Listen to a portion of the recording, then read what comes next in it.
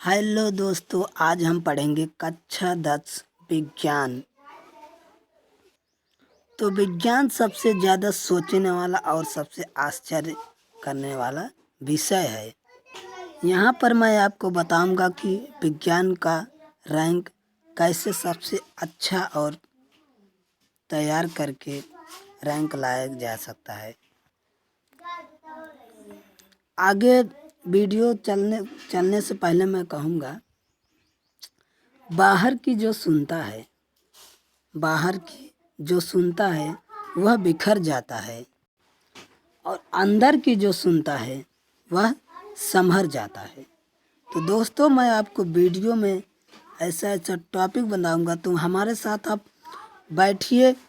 हमारा यूट्यूब पर आप मेरे जो विज्ञान का विषय है, तो आप कॉपी कलम लेकर ही बैठिए, क्योंकि मैं इम्पोर्टेंट क्वेश्चन भी इस पे बताता चलूँगा, ताकि आपको आगे पाठ ख़त्म होते ही जो मैं दूंगा वो आपके यूपी बोर्ड से रिलेटेड रहेगा।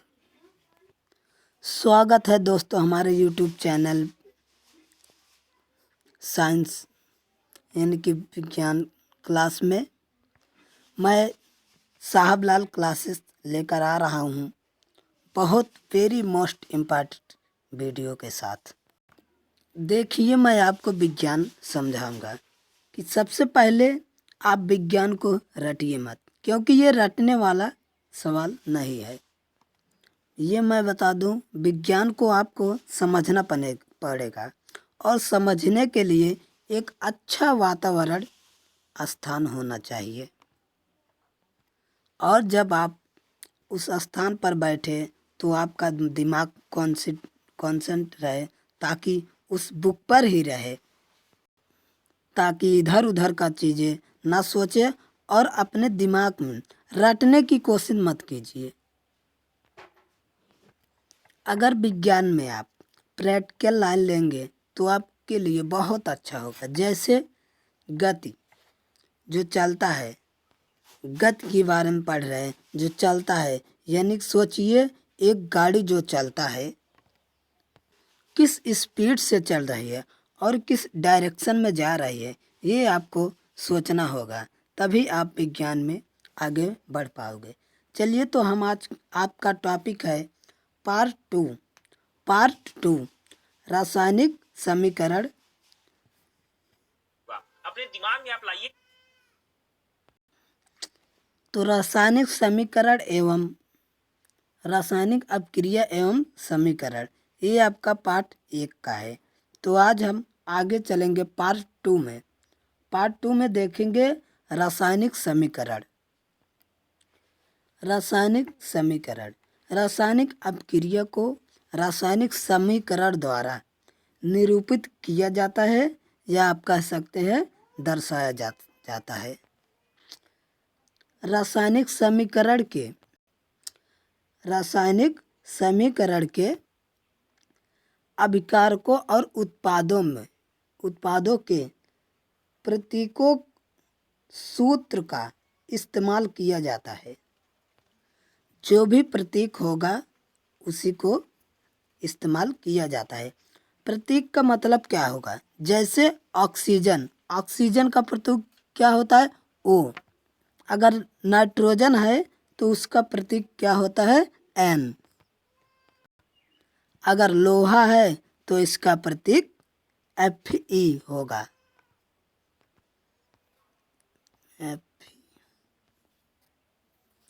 दोस्तों, हम इधर मिटका देते हैं, इसे आगे का देखते हैं।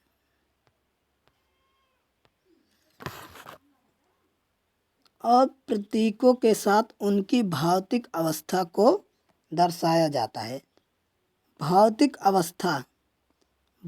अवस्था का मतलब ठोस, द्रव, गैस है। तो भौतिक अवस्था में जैसे सॉलिड को हम ठोस कहते हैं, इसको इंग्लिश की अवस्था में एस कहते हैं। लिक्विड यानी द्रव को हम यल से प्रदर्शित करते हैं। गैस को हम जी से प्रदर्शित करते हैं। 21 यानी कि जली विलियन को प्रदर्शित करते हैं। जली विलियन, ऐसा विलियन जो जल के अंदर बना है उसे हम जली विलियन कहते हैं। तो उदाहरण हम यहाँ पर ले रहे हैं, एग्जाम्पल हम यहाँ पर ले रहे हैं। मैग्नीशियम रिबन का वायु ऑक्सीजन में दहन कर मैग्नीशियम ऑक्साइड बनाना। तो दहन के लिए उत्तरदायी क्या होगी? ऑक्सीजन। तो यहाँ पर हमें पहचानना है अभिकारक कौन से हैं। तो मैग्नीशियम ऑक्साइड का बनना, ये क्या होगा? उत्पाद।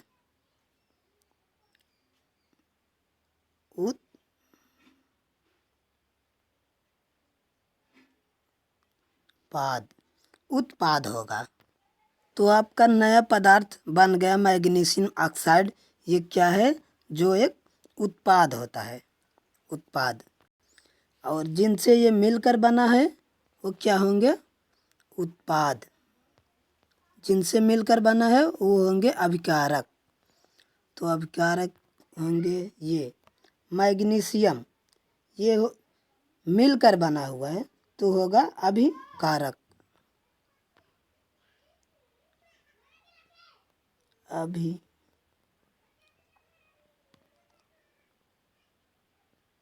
कारक।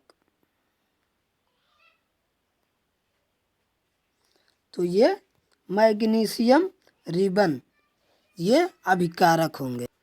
और ये किससे मिलकर बना है? मैग्नीशियम और ऑक्सीजन से। ये क्या होंगे? अभिकारक।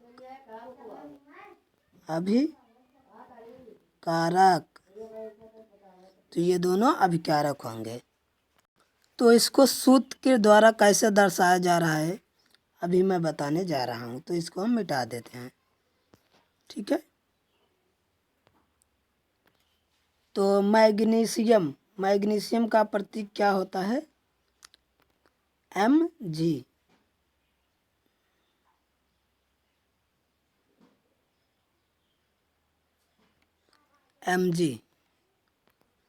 और ऑक्सीजन का प्रतीक क्या होता है? O। तो हम यहाँ पर O2 लिखेंगे, O2। क्योंकि ऑक्सीजन के दो एटम इकट्ठा रहते हैं हरदम। अगर एक अभिकारक है तो कोई बात नहीं है, अगर एक से अधिक है, दो से ज़्यादा, तो यहाँ पर हम तो इनके बीच में जमा का निशान लगाएंगे, जमा यानी प्लस। ये मैग्नीशियम और ये ऑक्सीजन अभिकारक होएगा हमारे पूरे, तो हम अब तीर का निशान लगाएंगे ऐसे। रासायनिक अपक्रिया की ये तीर जो है दर्शाता है इसके बीच का, तीर के सिर की तरफ।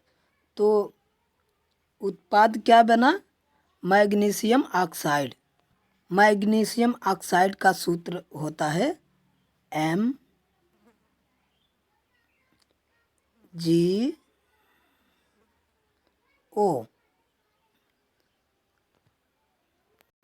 तो ये हो गया हमारा रासायनिक समीकरण। जो तीर होते हैं, तीर यानी कि ये पूंछ, ये वाला, ये पीछ वाला, ये ऑक्सीजन और Mg, ये होते हैं अभिकारक।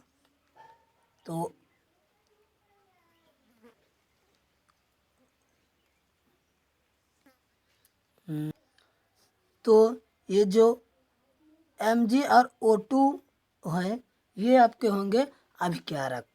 और जो MgO ये तीर वाला, ये जो है ये आपका उत्पाद होगा, उत्पाद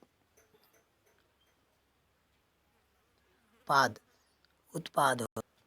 अगर इससे ज़्यादा उत्पाद आएगा तो जमा का, यहाँ पर जमा का निशान होगा जो यहाँ पर है, ठीक है। अब समीकरण होगा, लेकिन ये जो समीकरण है संतुलित नहीं है। संतुलित का मतलब क्या होगा? यहाँ पर ऑक्सीजन का कितना एटम है? 2, और यहाँ पर 1 है। ये यहाँ पर क्या है? 1 ऑक्सीजन है। यहाँ पर जमा का निशान कोई नहीं है, तो दोनों तरफ बराबर नहीं है, इधर भी और इधर भी। तो इस टाइप के अभिकरण समीकरण को क्या कहा जाएगा? कंकाली। तो इस टाइप के समीकरण को कंकाली समीकरण कहा जाएगा। संतुलित कहाँ पर है तो हम अगले पेज में देखेंगे, लेकिन फिर भी इसमें कुछ कमी है। इसकी भौतिक अवस्था, इसमें कमी क्या है? हमने जो इसकी भौतिक अवस्था है ये, उसको हमने अभी नहीं लिखी है। तो साथियों, भौतिक अवस्था कैसे लिखा जाता है? mg, यहाँ पर mg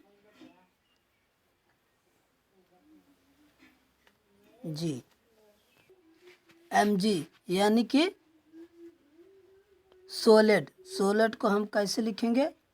एस को सोलेड कहते हैं,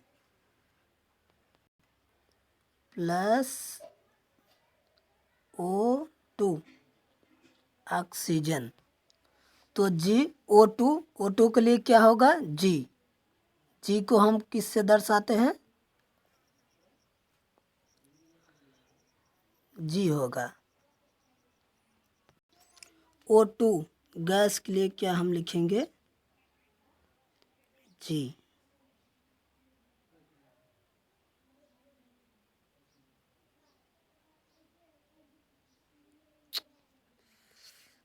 O2, तो O2 के लिए हम क्या लिखेंगे? यहाँ पर जी। और यहाँ पर रासायनिक अपक्रिया हुई,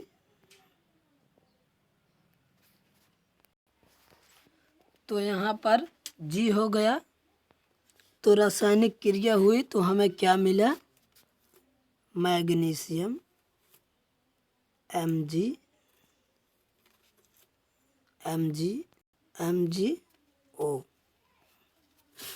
MgO। तो मैग्नीशियम ऑक्साइड ये क्या है? ठोस के लिए हम क्या लिखेंगे? एस यानी कि सॉलिड।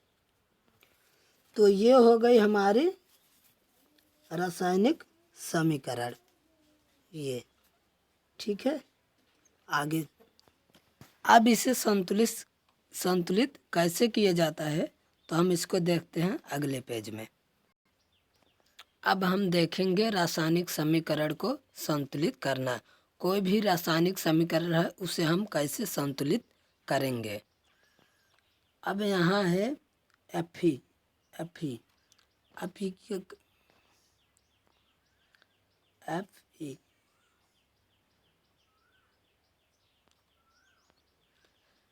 क्या प्रतीक होता है?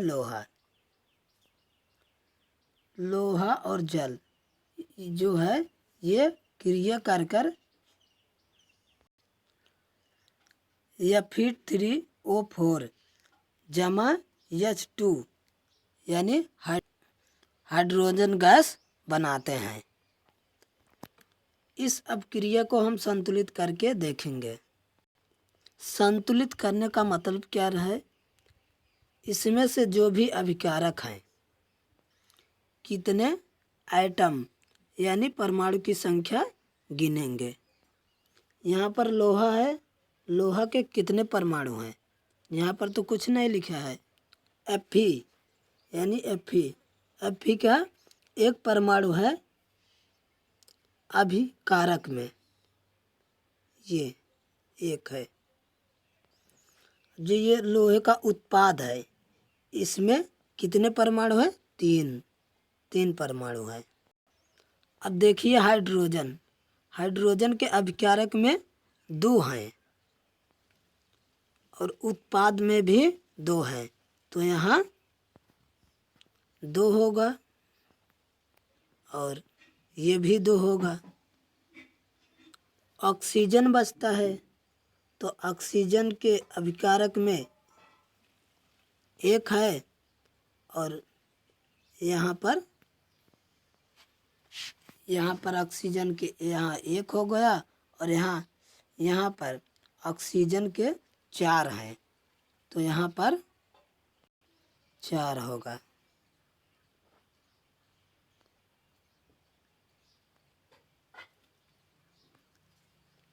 चार, तो यहाँ पर 4 होगा। यहाँ पर तो ऑक्सीजन का अभिकारक 1 और उत्पाद में इसका 4 होगा। संतुलित करने का मतलब क्या होगा? जितने परमाणु तत्व में है उतने ही उत्पाद में होने चाहिए। अभिकारक उत्पाद में बराबर की संख्या होनी चाहिए। अगर यहाँ पर 1 है तो यहाँ उत्पाद में भी 1 होना चाहिए।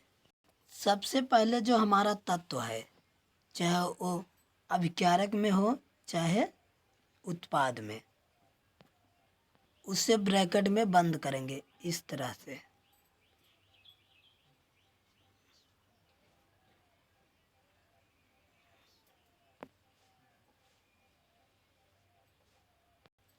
ब्रैकेट को बंद करने का मतलब क्या होगा? जो भी इसके अंदर है हम उसको, इसके अंदर की चीज़ को बदल नहीं सकते हैं, और हम इसमें कुछ गुणा कर सकते हैं। किस तरह कर सकते हैं? तो उत्पाद में यहाँ 3 है और यहाँ अभिकारक में 1 है। अगर हम 1 को 3 बनाना चाहें तो कितने से गुणा करेंगे? तो 1 गुणे 3, 1 गुणे 3 करेंगे तो देखिए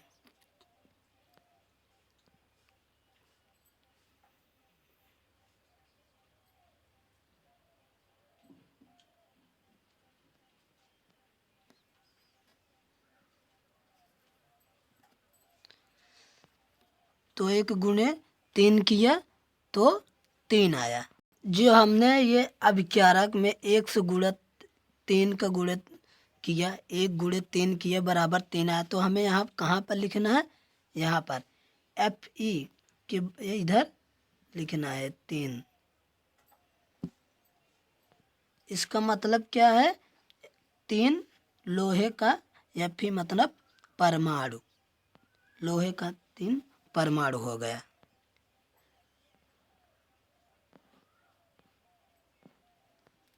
यहाँ पर भी 3 है, 3 है, और यहाँ पर भी 3 है, तो ये क्या हो गया? संतुलित हो गया। हाइड्रोजन को देखते हैं। हाइड्रोजन अभिकारक में 2 है और उत्पाद में भी 2 है, तो यहाँ बराबर है, यहाँ संतुलित है, यहाँ हमें कुछ करने की ज़रूरत नहीं है। तो अब हम देखेंगे ऑक्सीजन में। ऑक्सीजन के अभिकारक में कितना है? 1 है, और उत्पाद में कितना है? 4 है। तो हम अब ऑक्सीजन को 1 से गुणा कितने में करेंगे? 4 में।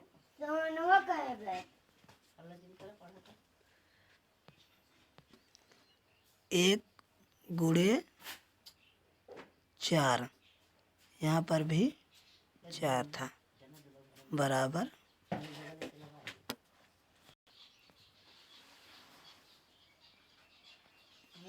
ऑक्सीजन और हाइड्रोजन। यहाँ पर 4 लिख नहीं सकते हैं, तो यहाँ इसके साइड में हम लिख सकते हैं 4, यहाँ पर 4, मतलब यहाँ पर क्या होगा?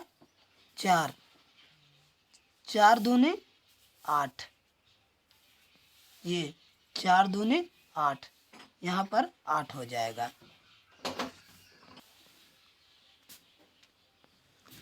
तो यहाँ पर हाइड्रोजन का 4 है, 4 का गुणा 2 में करेंगे 8, 8 हाइड्रोजन हो जाएगा, और ऑक्सीजन कितना है?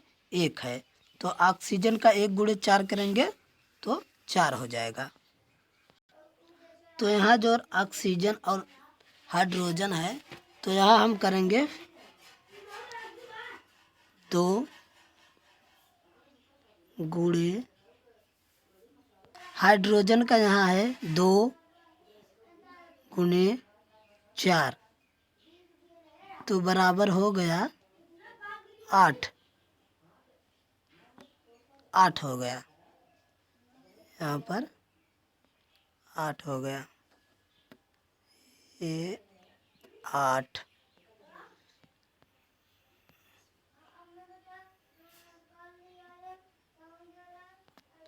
इससे हमारा जो हाइड्रोजन है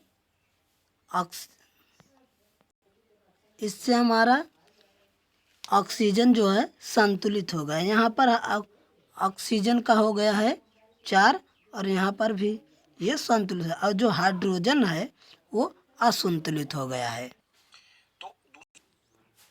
तो 2 का गुणा 4 में करेंगे, हो जाएगा 8 हो जाएगा। तो ये जो ऑक्सीजन है इसका भी संतुलित हो जाएगा। 2 का गुणा 4 में किया 8 आया, ये H2O का है यानी और जो O का O ऑक्सीजन उसका 2 का गुणा 4 में किया तो 8 हो गया। अब ये हो गई संतुलित अभिक्रिया। देखिए यहाँ पर 3 का है बराबर, यहाँ 8 का है और यहाँ भी 8 का है, ऑक्सीजन का भी 4 है, Fe का बराबर या हाइड्रोजन का भी बराबर और ऑक्सीजन का भी बराबर हो गया। तो यहाँ पर संतुलित अभिक्रिया हो गई, संतुलित अभिक्रिया हो गई।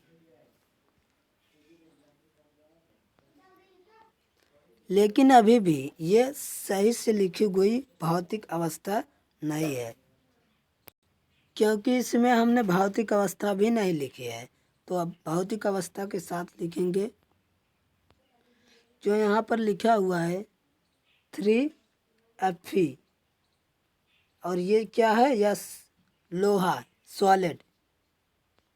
यहाँ पर जमा में यानी कि प्लस 4 H2O हो गया, और यहाँ पर L का मतलब लिक्विड।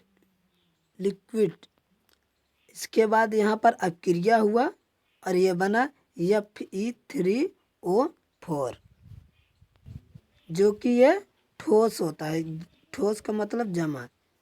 अब ठोस का मतलब ठोस ही होता है। अब ये जमा में प्लस जो लिखा है या प्लस में 4H2 और G का मतलब गैस 4H2O। ये जो है हाइड्रोजन, जो कि एक गैस होती है। अब ये संतुलित अभिक्रिया होगी, जो ब्रैकेट में बंद हो गया है, ये हो गई। एक और उदाहरण देखते हैं।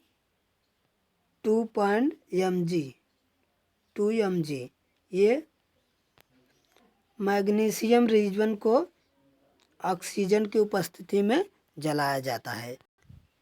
तो 2mg और जमा में O2, तो ये अभिक्रिया करके क्या बता 2MgO। अब ये क्या बनाता है, मैग्नीशियम ऑक्साइड। देखिए जो ऊपर वाला था इसमें थोड़ा हमें हार्ड लगा, इसके बाद अब नीचे वाला थोड़ा सरल लग रहा है, क्योंकि उसमें थोड़ा लिखने वक्त मेरा नहीं चल पा रहा था, पेन टच पे नहीं ले रहा था इसीलिए। और इसमें ये आपका दूसरा हो गया है, ये वाला, ये मैग्नीशियम दूसरा आपका समीकरण। यहाँ पर Mg और यहाँ पर MgO। अब यहाँ पर क्या है, ऑक्सीजन, और यहाँ पर भी ऑक्सीजन। तो Mg संतुलित है और ऑक्सीजन संतुलित नहीं है, क्योंकि यहाँ पर दो है और यहाँ पर 2 ही है। यहाँ पर तो यहाँ पर मैग्नीशियम और इधर ऑक्सीजन क्या, तो यहाँ पर जो mg है ये असंतुलित हो गया। तो यहाँ पर 2 लेकर, तो ये आपका पहला ये जो हो गया, तो यहाँ पर 2 मैग्नीशियम और यहाँ पर भी 2 मैग्नीशियम, ये संतुलित हो गया। यहाँ पर O2 जो ऑक्सीजन है,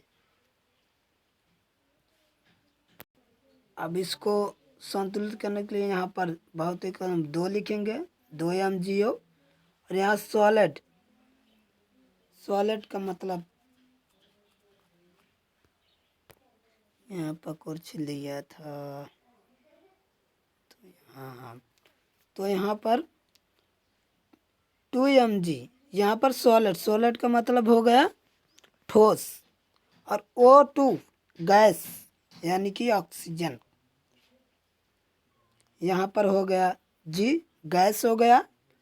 और यहाँ 2 MgO, तो यहाँ पर मैग्नीशियम ऑक्साइड हो गया जो सॉलिड यानी कि ठोस होगी। तो इस तरह से ये सॉल्व हो गए। तो आप जितना भी इसको प्रैक्टिस करोगे उतना ही ये आसान हो जाएगा। क्या थोड़ा पेन टच पर नहीं चल रही थी, इसीलिए थोड़ा मेहनत ज़्यादा हो गया, टाइम लग गया, वरना टाइम नहीं होता। तो नेक्स्ट पेज में चलते हैं आगे। तो दोस्तों वीडियो यहीं पर समाप्त होता है। पार्ट 3 में हम आपको बताएंगे रासायनिक समीकरण को संतुलित करना क्यों आवश्यक है। उसके बाद द्रव्यमान संरक्षण का नियम बताएंगे। उसके आगे जो चलेगा चैप्टर आपको पूरा बताएंगे। तो वीडियो अच्छा लगा लाइक सब्सक्राइब और शेयर ज़रूर करें, क्योंकि इसमें थोड़ा मैंने पेन टच में नहीं चल रहा था, थोड़ा दिक्कत हो गई वीडियो बनाने में। तो नेक्स्ट वीडियो में ऐसा नहीं होगा, आपको PDF वगैरह सब कुछ दिया जाएगा। तो लगे रहिए मेहनत के साथ। जितना जल्दी आपको इसको सॉल्व जितना बार करोगे ना, उतना ही आपको जल्दी याद आ जाएगा, क्योंकि सॉल्व करते करते ही आपको बहुत चीज़ें इसमें से याद हो जाती है। तो न्यूमेरिकल जितना होगा कई बार इसको लगाओ, क्योंकि जितने ही बार लगाओगे उतना ही बार आपका प्रैक्टिस होता जाएगा। तो चलिए नेक्स्ट वीडियो में मिलते हैं। जय हिंद जय भारत, पार्ट 3 में मिलेंगे।